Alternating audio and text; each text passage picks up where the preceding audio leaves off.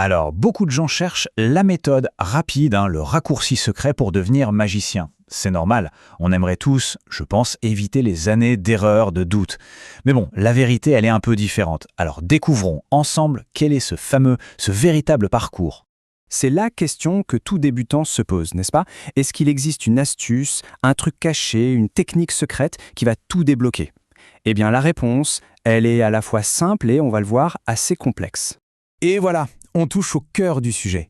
Devenir magicien, en fait, ce n'est pas du tout trouver une astuce. C'est s'engager sur un chemin.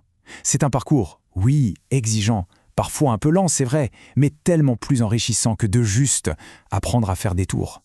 Allez, on commence par le début, déconstruire la plus grande idée reçue sur l'apprentissage de la magie.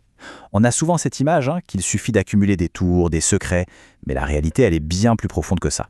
Le contraste est saisissant, vraiment. D'un côté, on a ce mythe du débutant qui veut quoi? Collectionner des tours un peu comme des trophées. Et de l'autre, on a le véritable objectif du magicien. Pas juste montrer une technique, non, mais faire vivre une expérience. Créer un souvenir qui reste. En fait, il faut vraiment voir la technique, la manipulation, comme la grammaire de la magie. C'est indispensable, c'est clair, mais la grammaire, ça n'a jamais été le poème. Le véritable art, lui, il commence seulement quand la technique s'efface complètement, quand on l'oublie pour laisser toute la place à l'émotion. Ok, donc une fois qu'on a bien compris ça, que la technique n'est qu'un outil, eh bien on peut passer à la phase la plus importante, et disons-le, la moins glamour du tout, la pratique. Cette pratique acharnée qui se passe loin, très loin des regards. Là, il n'y a rien de spectaculaire. C'est un travail solitaire le plus souvent, face à un miroir ou une caméra. C'est répéter, répéter et encore répéter jusqu'à ce que chaque geste devienne aussi naturel que de respirer. C'est vraiment ça, le fondement de tout. Et attention, cette pratique, elle va bien au-delà du simple mouvement des doigts. Il s'agit de maîtriser le rythme, pour qu'il n'y ait pas de blanc, de moments gênants. Il s'agit de savoir où poser son regard, pour créer ce lien avec le public. De contrôler sa propre respiration pour imposer son calme. Et enfin, d'atteindre cette espèce de Graal, la fluidité. Ce moment magique où on ne pense plus le tour, on le joue, on le... Et c'est là qu'on touche à une autre dimension, la psychologie. Le travail du magicien, c'est d'apprendre à penser comme son public. L'objectif, ce n'est jamais de tromper, c'est de guider, d'orienter l'attention. On joue avec ce que les gens s'attendent à voir, avec leurs suppositions, pour construire une autre réalité, juste le temps d'un instant. Bon, très bien. Passons maintenant à du plus concret, aux aspects pratiques. Parce qu'aujourd'hui, l'offre de formation, elle est juste immense. Le plus dur, en fait, ce n'est pas tant de trouver les ressources que de faire les bons choix. Alors, on va commencer par un classique, les livres. Et oui, ça reste la meilleure école. Pourquoi? Parce qu'un livre, ça oblige à ralentir, à visualiser, à vraiment s'approprier les concepts. Un bon livre de magie, ça n'explique pas juste le comment, ça explique le pourquoi, la psychologie derrière, le contexte. En gros, ça forme des penseurs de la magie, pas des simples exécutants.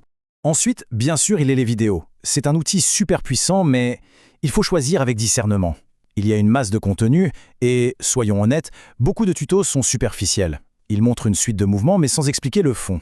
Le secret, c'est de chercher des formateurs qui prennent le temps d'expliquer les concepts, la structure, qui aident à comprendre en profondeur, et pas juste à copier-coller un effet à la mode. Et puis, il y a une chose importante. On ne peut pas tout faire seul. Progresser en solo, ça a ses limites. À un moment donné, le regard d'un autre magicien devient indispensable. C'est là que les clubs, les mentors, les congrès entrent en jeu. Ce sont de vrais accélérateurs de progrès. C'est là qu'on obtient des retours francs, qu'on découvre d'autres approches, et surtout, qu'on se fait pointer du doigt les défauts qu'on ne voit plus nous-mêmes. Ok, on a parlé de la pratique, des outils, il est temps de passer à l'étape la plus redoutée, mais aussi la plus essentielle. Le moment où la magie sort de la chambre, de la solitude de la répétition, pour enfin devenir vivante. On peut s'entraîner des années devant son miroir, mais rien, absolument rien, ne remplace l'expérience face à un vrai public. C'est là que tout se joue, c'est là qu'on apprend vraiment. Le public, il est imprévisible, parfois ses réactions sont brutes de décoffrage, on va dire. Mais c'est seulement à ce moment-là, en jouant devant des gens, que la magie prend enfin tout son sens. Et bien sûr, sur ce chemin, il y a les erreurs classiques du débutant. On y passe presque tous, c'est normal. Le vrai piège, ce n'est pas de faire ces erreurs, c'est de s'y installer. Vouloir aller trop vite, collectionner les tours, copier sans âme, avoir peur du public au point de le fuir, tout ça, ce sont des étapes. L'important, c'est de les identifier et de les dépasser pour progresser et commencer à construire son propre style. Et ça nous amène à une idée vraiment fondamentale aujourd'hui. C'est que le mot magicien, en fait, recouvre des réalités complètement différentes. Et comprendre ces nuances, c'est crucial pour choisir son propre chemin. Regardons ça de plus près. Un magicien sur les réseaux sociaux, par exemple, il ne va pas développer les mêmes compétences qu'un magicien qui fait de l'événementiel en direct. Le premier doit être un pro du cadrage, des effets visuels qui claquent en quelques secondes.